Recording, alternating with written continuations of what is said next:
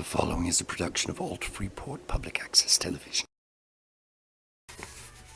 Regis Cooking Show. Regis not a real cook. No, it's just a real cooking show. Instead of fucking spatula. So we've got Ramblin' Rose, Ingrid Anderson here today, folks. Welcome to Rage's Cooking Show. And today, my good friend Ramblin' Rose is going to tell us about how she started her adventures following the Grateful Dead. Okay, so one day I was at the old Good Day Market in the West End, and I was in there getting my granola because I was like a hippie, crunchy, Right. deadhead. Yeah. And I came out, I had a red Volkswagen Bug, and I had dead stickers all over the back, and I came out, and there was a note underneath my windshield wiper. Ramblin' Rose, hold on a sec, my love. What? Let's see. Conversations, sure.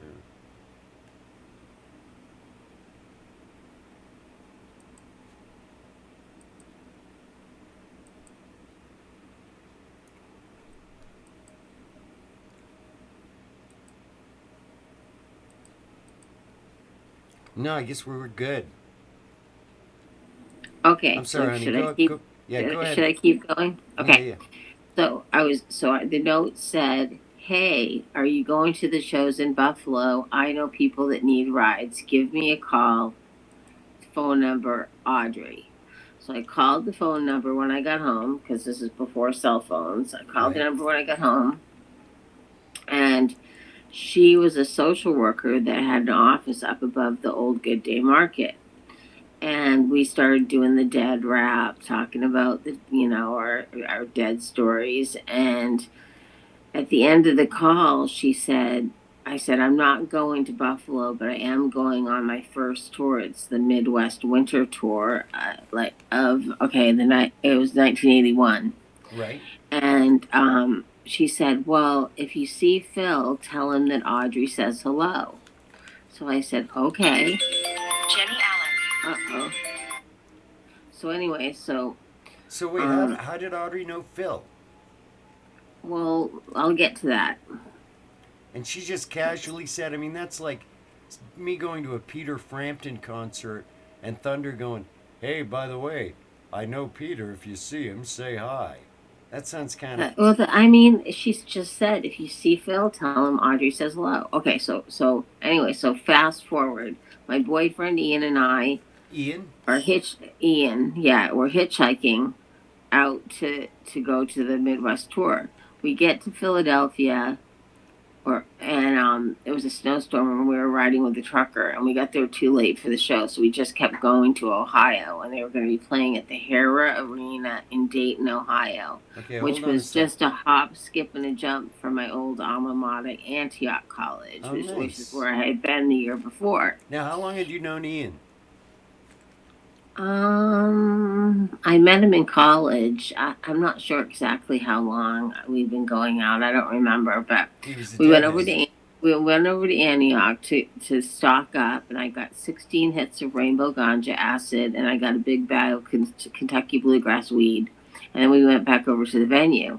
And so we were first in line because we got there in the morning. So we were just hanging out there, like waiting for the doors to open, and people started showing up. And when we got in, we were right up against the stage. And I had this beautiful medicine bag. It was all hand beaded. And on the front was a American Beauty Rose, like the album cover. And on the back was a dancing rainbow skeleton. And inside, I had an Arizona Desert Rose Rock, which is a naturally occurring rose. It looks just like a rose, but it's Right. pink sandstone. I had sea glass, I had feathers, I had crystals, I had all my most precious things in that bag. Nice. So the Dead are playing, and they love each other. And it said, and in the lyrics it says, Mary comes around looking up and down, looking for a shot in some direction. And I don't know why, I just knew I had to take that medicine bag off and throw it on the stage. And in the front of the stage, they always had oriental carpets on the stage, but in the front Right. of the stage, it was wood. I threw it, and it went spinning across the stage in front of Bobby, in front of Jerry in front of Phil, like and the rows up. Wow. I watched it, and so then I just knew that I had to tell Phil that Audrey said hello. So as soon as they ended, I went and I fought my way. It was the venue was so small, Rage. It was like a high school gymnasium. I Wow. swear to God. And then it was half house seating. That's how small it was. Whoa.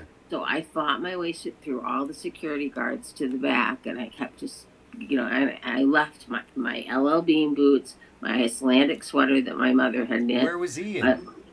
he was out there still in front of the barrier, but I left everything with him, Right. and I just took off in my white gossamer sundress that you could see through with nothing underneath, Ian was and cool little with like that. he didn't know he didn't he I don't know if he was cool with it or not. I just ran Yeah, and like he I was was all just messed up. He was all messed up on acid anyway, right? He was. yeah, right. So I get around to the back, and the security guard's trying to get me to go back out into the crowd, and I look up on the stage stairs, and there's nobody there, and I thought, oh, I missed Phil, damn. Oh And man. then I looked up again, and there he was. He was standing there at the top of the stairs. So I put my hands like this around my mouth, and I said, "Hey, Phil, Audrey says hello." And Phil came running down the stairs. I've never seen him move so fast. Came running down the stairs, came running over, and he goes, "You know Audrey? You know Audrey?" And I go, "Yeah, I'm from Portland, Maine." He goes, "Wait right here." He sticks his finger like this, "Wait right here." So I waited. Then all of a sudden, the security guard was super nice to me. And Phil ran out backstage, came back, handed me a backstage pass, and took off. And Whoa. I'm tripping, so I'm looking at my backstage pass, which looked like an album cover. It was like the most amazing art on it, right? Right. And the security guard goes, "Put that on your dress, and I'll help you. Do you want me to help you over the barricade?" And I was like, "Yeah." So I cruise over the barricade. I go to the first checkpoint, and there's a security guy there. And I said, "Where's the band?" And he said, "Well, the band's locker room is down there." And he pointed to the right. Right. And Jerry's dressing room is down there to the left. And I was like, "Jerry the band, Jerry the band, Jerry the band." I'm tripping my brains up. Band. Now, So I go right all I can and I think go of, down. all I can think And of there, is this Audrey must have blown Phil's mind.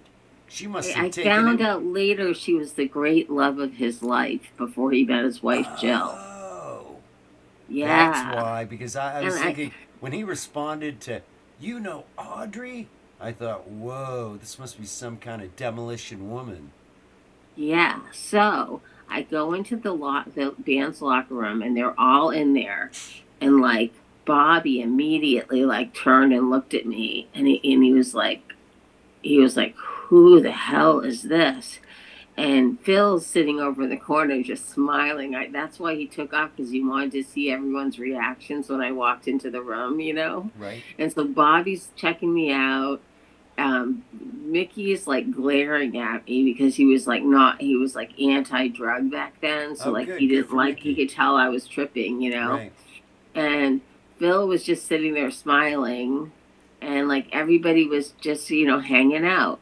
And so there's only four people backstage, and they all are from Maine, and they all knew Audrey. Whoa. Okay, hold on, love.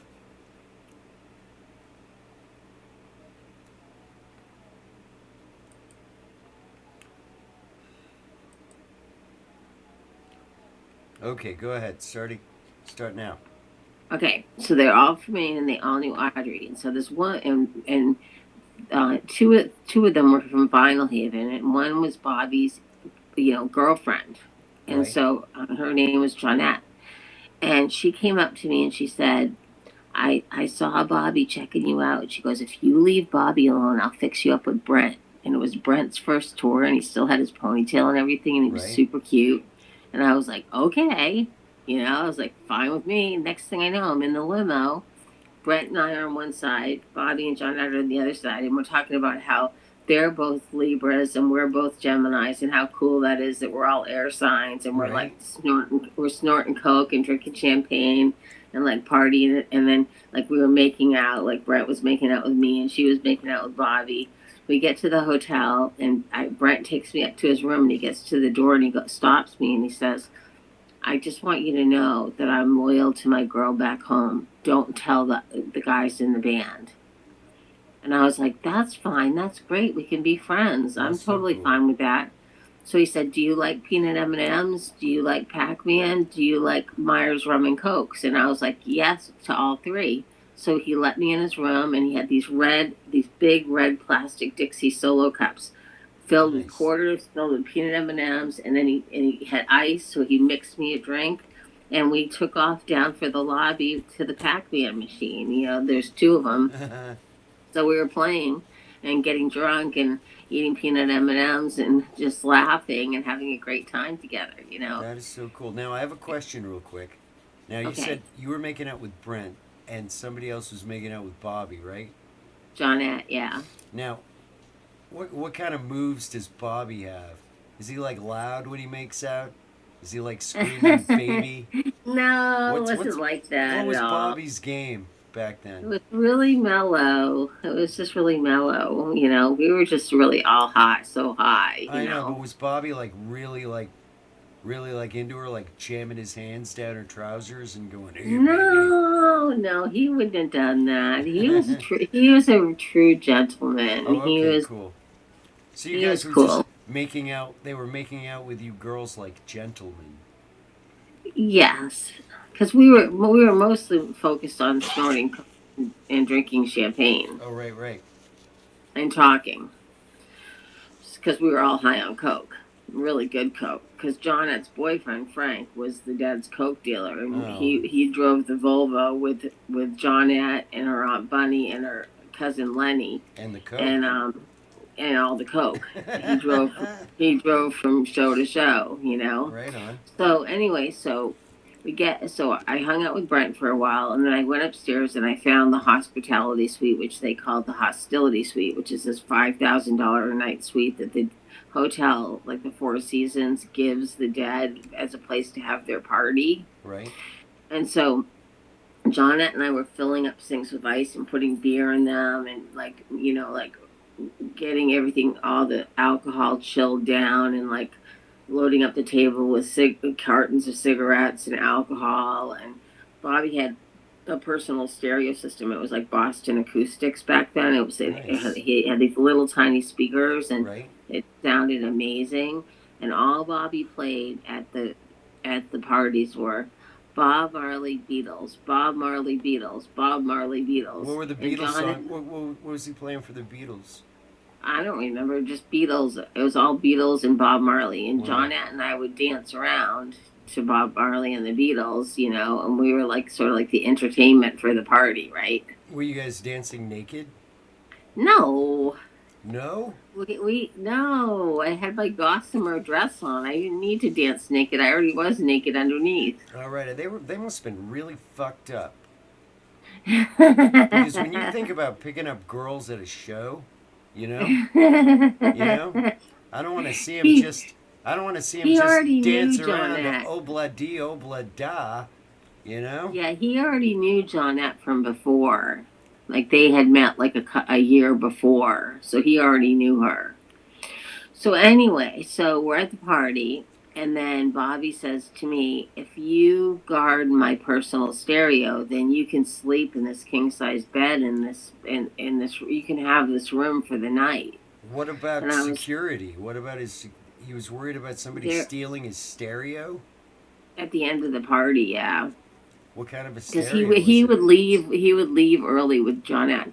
Boston Acoustics. It was like the top of the line back then. Nobody had little tiny speakers like that, but Bobby did. He had the coolest little stereo. So who did he So think was anyway, gonna steal? Who was he? Who did he? that night, no, but that night I did not stay in the room. I made sure nobody stole the stereo, and then Phil had invited me to his room, so I went to Phil's room. And Phil was like so happy to see me. And I was like, thank you so much for giving me a backstage pass. I'm like, you're awesome. And so I started like talking his ear off like Right. all night long. And he said, Ingrid, at the end of my ramble, he said, if there ever was a ramble on Rose, you're her. But you're not boring. It's like you're channeling the Akashic records. Whoa, that's very cool. Now, And who had a bigger ding dong, Brent or Phil? I didn't see Brent's because he was Oh, loyal right, to his girl back right on. home. How about Phil? I don't talk about stuff like Was that. he like really huge? Was it like massive? I, that I don't talk about that. I Was don't kiss and tell. oh, right, right on, right on. Was Phil like a night to remember? Well, Well, of course it was. He was a member of the Dead. so what happened was is the next morning he said he did. So would you like to go out to breakfast in the hotel lobby? Oh, what a So nice guy. down in the restaurant. So every morning I'd meet Phil in the restaurant of the restaurant of the Four Seasons all across the Midwest, and he'd buy me eggs Benedict, which he knew was my favorite thing, and then he'd give me 2 backstage passes and 2 free tickets, and he'd Whoa. say give the other backstage pass to a pretty girl because we've got enough guys backstage, and then trade the tickets for a ride to the next show. Oh, So wow. that's what I did. I found these 2 guys that had a really nice car and they didn't have tickets and I had tickets, so I would give them the tickets and they would give me a ride to the next show. And you would just hang out with Phil. And no, I'd only hang out with Phil for breakfast. Yeah, but what about so you didn't have to see him? You weren't seeing him like every night? No, I just That's so that one weird. night. That was kind of like my So, reward to him for giving me a backstage pass was to hang out with him for the night. wow, so you got backstage passes like all across the Midwest for sleeping with Phil and one. You must be like a It killer. wasn't for sleeping with Phil. It was because I was Ingrid. I was Ramblin' Rose. It was cute. I was really cute. I know, It was Ingrid. it was November 30th, 1981. And I Nice. was, let's see, I was born in 61, so I was um 20 years old. Right on. And I had hair down to my butt and it was really thick and really pretty. And I could just Why did Phil only bang you one night? he, You must have been because he you're a babe, I Ingrid. You didn't must have say been. I didn't say he banged me. I know, but the audience assumes. Yeah, but that isn't what happened. Whoa, Phil's gay. No. I like I said, I don't talk about stuff like that, like Oh, because it's okay, private. okay, but you can't make the audience think that you're like this bloody hot 22-year-old wearing this 20-year-old. gossamer dress with hair down to your ass, just this stone cold fox. And Phil is like, well, Ingrid, let's stay up all night and play Monopoly. I have, and the audience is going, Phil, what's wrong with you? Oh, I just don't like having sex. No, Phil was very respectful towards me. Like he was just really super. He was. All of them were like that. They were gentlemen. I mean, I So didn't they really never get slept. along too. So they never I didn't. slept with anybody on the road. Oh, they did, yeah, but not me. I slept in the $5,000 a night suite by myself in the king size bed. That's wild. The only night I didn't sleep there was that first night that I spent with Phil, but I mostly just talked all night. Like we That didn't really is do much. that is wild. Now, what did you and Phil talk about? I don't remember. I Wow. was talking. I was saying how I had been dreaming about them all through high school, but not dreaming about going to shows, but dreaming about partying with them in hotel Wow. rooms, in fancy hotel rooms. And I'm like, it's happening, Phil. My dreams are coming true. That's very cool. Now the audience wants to know what happened to our drugged out friend Ian, Oh, who's God knows. I never saw him again. all right. Well, if you're watching or listening, Ian, I guess you know what happened. If you sit there, if you sit there going, I wonder what happened to that girl Ingrid I used to be with. We'd bought a VCR and a TV, and she just left. He was so cute. He was so cute. I really loved him, but I Oh, I'm wanted sure to you meet the did. dead. I wanted to meet the dead more than I wanted to hitchhike across the country in the winter with him. Apparently, now back to that whole thing. Ian was a big deadhead, right? He must have been. Yeah. He must have been, because there's a chance that he was trudging through the snow as you were sleeping in one of these 4-star hotel suites. Ian was Five like, star. yeah, Five Ian was star like hotel. trudging through the snow with some other skank, right? Trying to make it to Oh the next. God, I don't know. Probably not. I You think think I he, broke his heart. I was a heartbreaker back then. dude? Yeah, man, you're one of those. You were one of those chicks. I was. Oh, that's horrible. So anyway, so the tour, like I just that's how it all started. That's so cool. And I'm trying to think of any other details we could gather at that party where you guys were dancing around that hmm first night. How many people were there oh my God, I don't know, but that first night at the party, at that I'm room? standing there with Bobby and Johnette, right? Yeah, what do we And call the room and again? Jerry comes into the room, This right? is that same And, night. and makes the very first night, and he Okay, makes a beeline for the table where the cartons of cigarettes, the bottles of alcohol right, are, and everything. He grabs like a couple cartons of Camel Straights because that's what he smoked back then, and he right. grabbed some kind of alcohol. I don't know what it was. And then, as he's trying to make an exit without some little deadhead accosting him and asking him questions, Bobby said, "Hey, Jerry, come here. There's someone I want you to meet." And Jerry comes, he looks over and he comes running over and he puts the stuff down on the ground. And Bobby goes, "This is Ingrid. Are you okay? This is Ingrid. She's from Maine. You like people from Maine." And so he put out his hand and he shook my hand and we were going like this, like shaking hands. And he looked into my eyes and he saw that my pupils were just like gigantic because I was Right. tripping on 16 hits of rainbow ganja acid. And he started giggling. And then I started giggling. So we're shaking hands and we're giggling and we're just laughing. And I felt like I met a kindred spirit, like we That's understood each other. that is a big piece of you to leave out from that party. I I'm know. glad we That went was, back. So, what was the name of that room again where they had you in? Where the party well, was? they called it it was called the hospitality suite, but they called it The hostility the suite. hostility suite. So, in addition to all the dead being there, and any girlfriends they had or whatever, were there any other famous people there? People we might have known? I don't know because I wasn't really aware, but I know later on, like Bill Walton and like those guys from the Celtics, they used to like go and like a lot of famous people used to go backstage and go to the party and stuff. But Not I that. was just like totally unaware of like anybody else that would be there. I was just doing my own thing. I was That's just so dancing cool. around having fun. That's so cool. Dancing to Obla Di Obla Da. Right, Right on. exactly. That's very true. Beatles, Bob Marley, Beatles, Bob Marley, Beatles, Bob Marley. That's wild. That's very cool. That's very cool. Right on, Ingrid. Right on.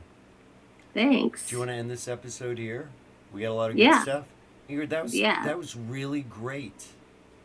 I mean, that's just You fantastic. liked it? You I liked the loved story? it. I I tried to keep loved it it. condensed. I tried to keep Again, it. again, I'm thinking my big thing, because we all have this impression that girls on the road who get pulled in by security guards, right?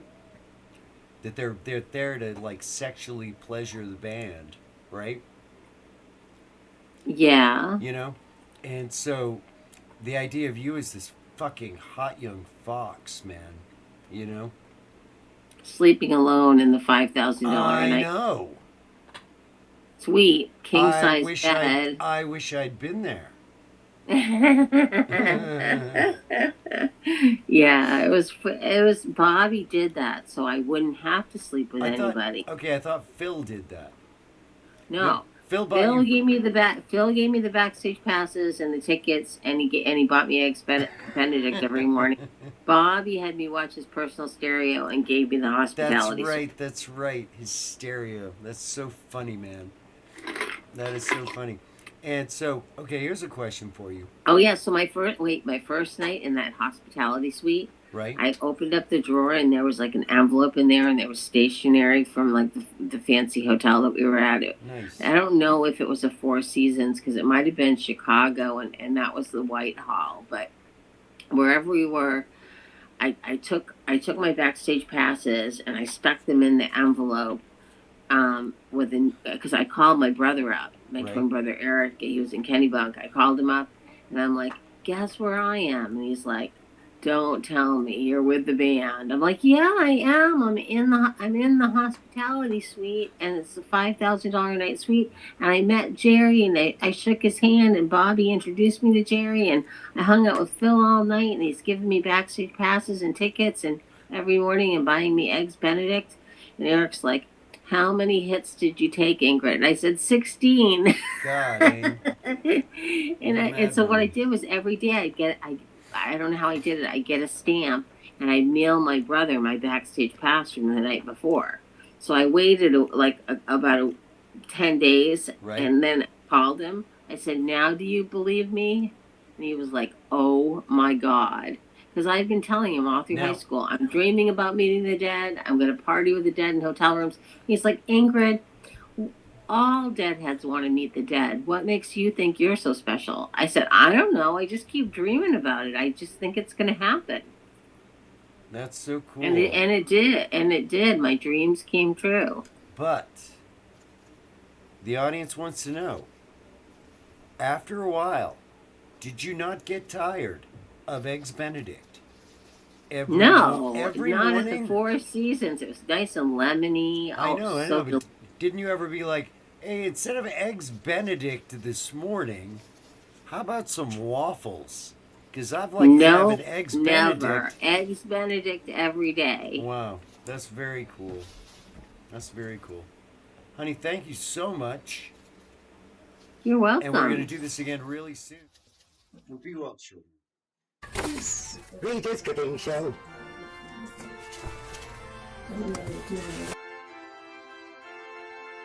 Woke moment! Hello, folks. I'm Professor Simon Bass Sinister.